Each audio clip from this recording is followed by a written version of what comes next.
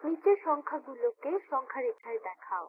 প্রথমেই ধনাত্মক 5 আর 0 থেকে ডান দিকে সরে গেলে এখানে 5 এর অবস্থান।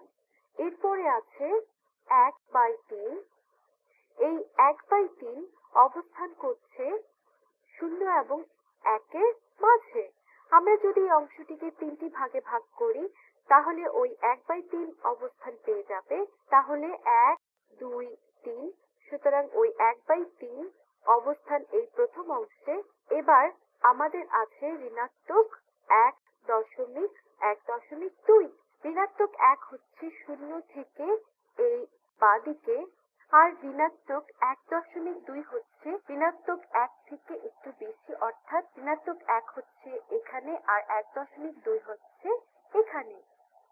এরপর রয়েছে 0, আর তোমরা সহজেই বুঝতে পারছো এটার অবস্থান হবে এখানে।